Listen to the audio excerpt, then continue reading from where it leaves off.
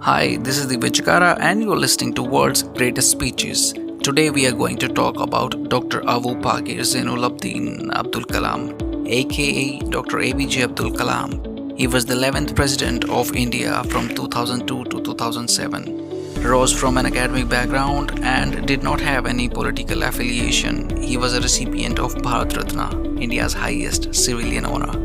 Kalam was born and raised in Rameshwaram, a Hindu holy place in the southern Madras state, Tamil Nadu. After graduating in aerospace engineering from IIT Madras, Chennai, Kalam worked for next 40 years with DRDO and ISRO. He earned himself the title of Missile Man of India.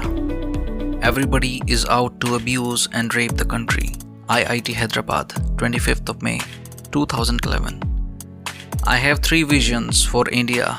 In 3000 years of our history, people from all over the world have come and invaded us, captured our lands, conquered our minds. From Alexander onwards, the Greeks, the Turks, the Mughals, the Portuguese, the British, the French, the Dutch, all of them came and looted us, took over what was ours. Yet we have not done this to any other nation. We have not conquered anyone. We have not grabbed their lands, their culture, their history and tried to enforce our way of life on them. Why? Because we respect the freedom of others. That is why my first vision is that of freedom. I believe that India got its first vision of this in 1857 when we started the War of Independence. It is this freedom that we must protect and nurture and build on. If we were not free, no one will respect us. My second vision for India's development. For 50 years, we have been a developing nation. It is time we see ourselves as a developed nation. We are among the top 5 nations of the world in terms of GDP. We have a 10% growth rate in most areas. Our poverty levels are falling. Our achievements are being globally recognized today.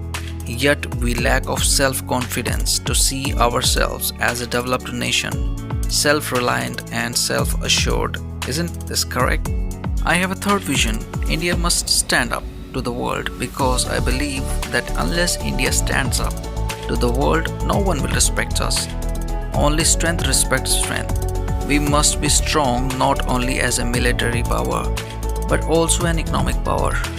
Both must go hand in hand. My good fortune was to have worked with three great minds, Dr. Vikram Sarabhai of the Department of Space, Professor Satish Dhawan, who succeeded him, and Dr. Brahmprakash, father of nuclear material. I was lucky to have worked with all three of them closely and consider this is the great opportunity of my life. Why is media here so negative? Why are we in India so embarrassed to recognize our own strengths, our achievements? We are such a great nation, we have so many amazing success stories, but we refuse to acknowledge them. Why? We are the first in milk production, we are number 1 in remote sensing satellites. We are the second largest producer of wheat, we are the second largest producer of rice as well. Look at Dr. Sudarshan, he was transformed the tribal village into a self-sustaining, self-driving unit. There are millions of such achievements, but our media is only obsessed with bad news and failures and disasters. I was in Tel Aviv once and I was reading the Israeli newspaper. It was the day after a lot of attacks and bombardments and deaths had taken place. The Hamas had struck, but the front page of the newspaper had the picture of a Jewish gentleman who in 5 years had transformed his desert land into an orchard and a granary.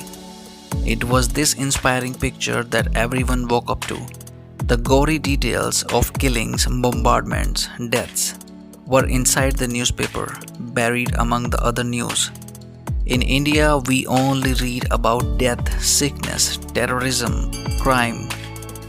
Why are we so negative? Another question. Why are we as a nation so obsessed with foreign things? We want foreign TVs, we want foreign shirts, we want foreign technology. Why this obsession with everything imported? Do we not realize that self-respect comes from self-reliance? I was in Hyderabad giving this lecture when a 14-year-old girl asked me for my autograph. I asked her what her goal in life is. She replied, "I want to live in a developed India." For her, you and I will have to build this developed India. You must proclaim, India is not an underdeveloped nation, it is a highly developed nation.